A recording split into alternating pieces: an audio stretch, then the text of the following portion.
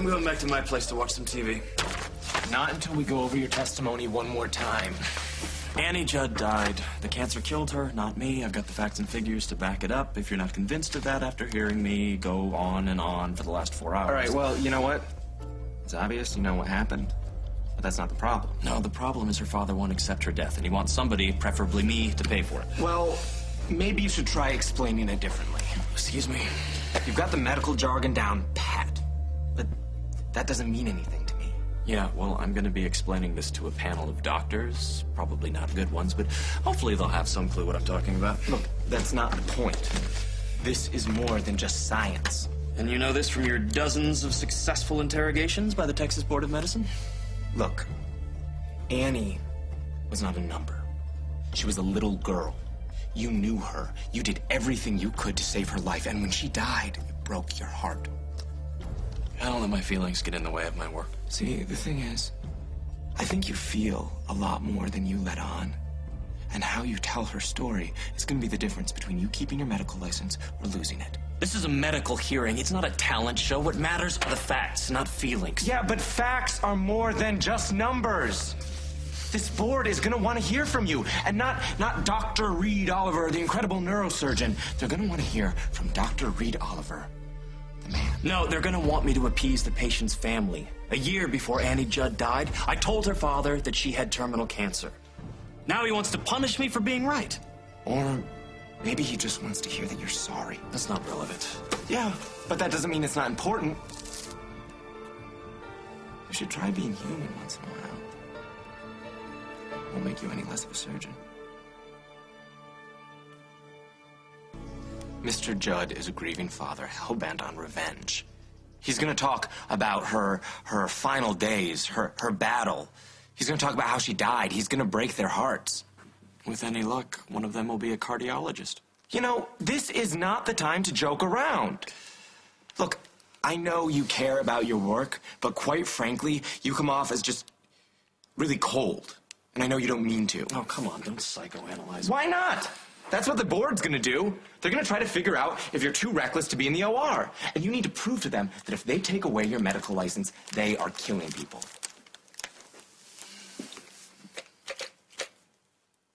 She had a nice smile. Annie. Nice. Brave. Like she knew that we were worried for her. She wanted us to know that it was going to be all right. I was the one that was causing her pain, cutting into her skull, sticking her with needles, ordering chemo, but she always lit up when I walked in the room. I miss that smile. Nobody smiles when I walk in a room. Most of the time, they act like it's the Grim Reaper, and I'm okay with that.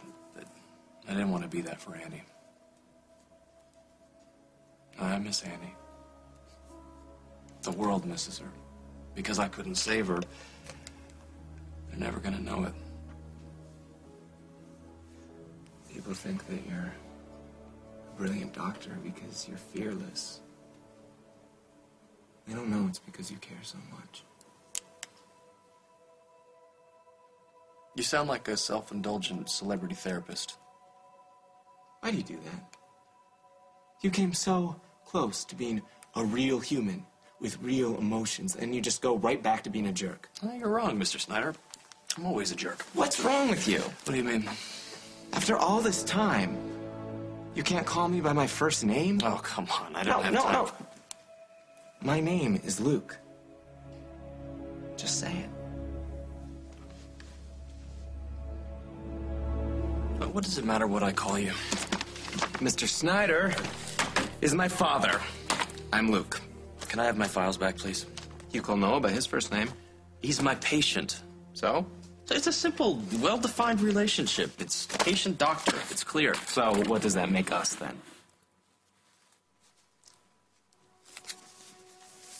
I'm tired of explaining myself. That's what I've been doing all night. I'm gonna go home and get some rest. Thank you for helping me prep for the hearing.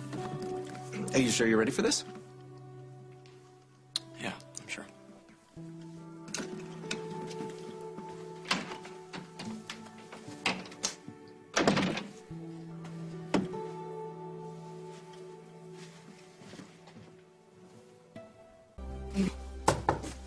Just a second. Oh. You're not, room service.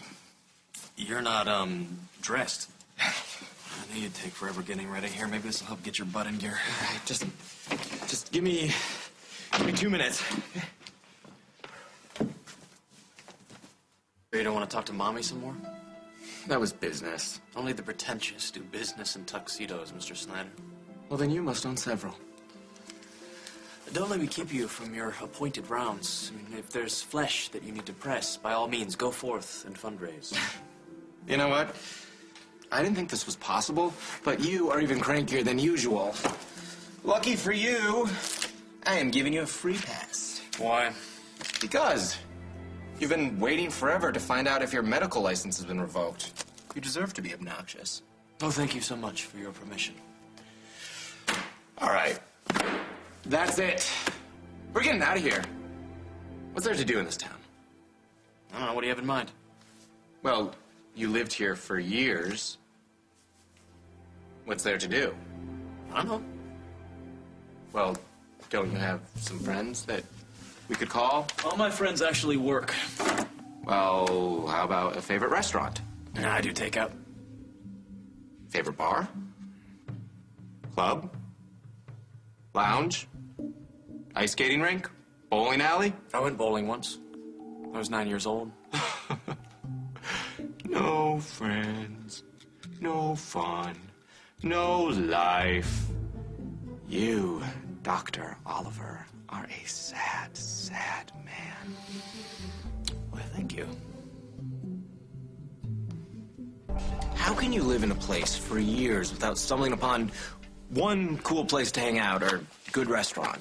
Not everybody has a loaded bank account and tons of free time. I was a little busy actually fixing people's brains. Although if the medical board rules against me, I'm gonna have plenty of free time on my hands, and then, won't that be fun? I can just see the way those old buzzards were looking at me. They can't wait to really stick it to a young hotshot like me. Teach me a lesson. Hey, Snyder. Oh, I'm sorry, were you saying something? My life is over. I'll never work again. Blah, blah, blah. Do you have your wallet on you?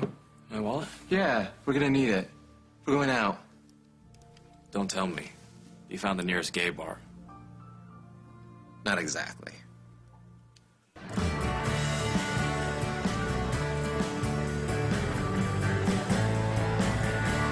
got to be kidding.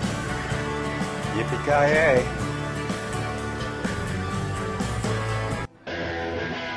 This isn't exactly my kind of place. Well, you don't exactly have a kind of place because you never go out. Yeah, but still, I'm not really sure how welcome they are here. Would you relax? We're just gonna get a couple drinks, listen to music, and hang out. It's not like we're gonna be making out or anything. Just run around like that. Because it's fun. You've heard of fun, right? There has to be some part of your brain that handles that. Yeah, see, that's a lot of people think that there's a single pleasure center of the brain, when in actuality there are several that can be activated by chemicals, electrodes, even rapidly moving images. What are you doing? You're not really going to do that. That's insane. up.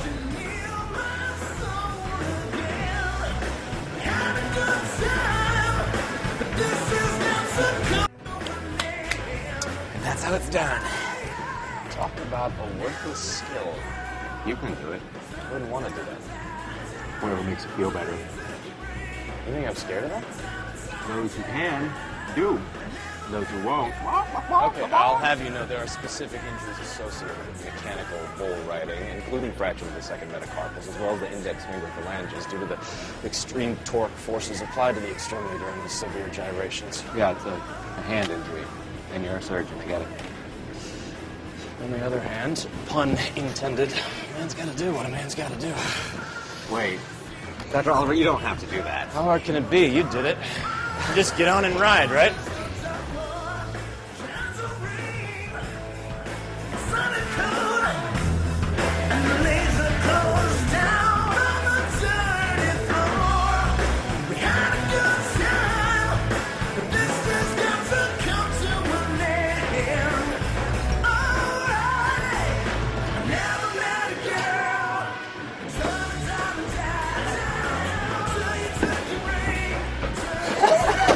was fun. Nice to know you.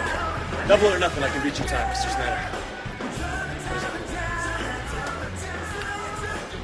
The medical board called. You have to call them back. You're afraid it's bad news. I wish I didn't care this much. This phone call, it's everything. It's Noah's surgery, it's my career, it's my life. What if they tell me I can't practice medicine anymore? Well, we'll keep fighting. You're way too obnoxious to lie down and die. I've worked my whole life to become what I am. I need my work. I need to experience those highs and lows every day. Without it, you're gonna be fine. You're more than a doctor. What else am I? You're an urban cowboy. Come on, just make the call.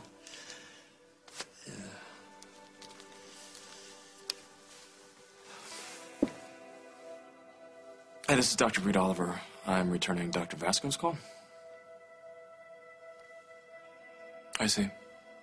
I understand. Bye.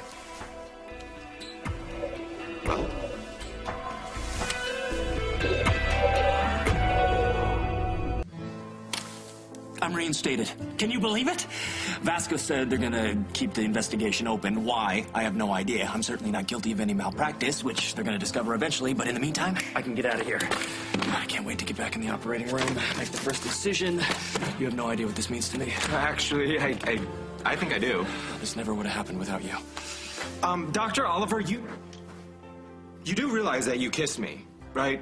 And I mean, that's okay. It's nothing to be embarrassed by. I mean, you're excited, you just got some really good news, but I think it would be kind of weird if we pretended that it didn't happen. I know what I did. It had nothing to do with the phone call. I wanted to kiss you. I've been wanting to kiss you for a long time. Luke.